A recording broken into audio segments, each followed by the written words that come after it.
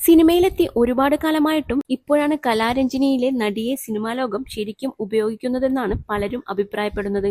ഇപ്പോഴിതാ കരിയറിൽ ഒരിക്കലും ചെയ്യണ്ടായിരുന്നു എന്ന് തോന്നിയ സിനിമയെക്കുറിച്ച് സംസാരിക്കുകയാണ് കലാരഞ്ജിനി. ക്ലബ് എഫ്എമ്മിനോട് സംസാരിക്കുകയായിരുന്നു താരം.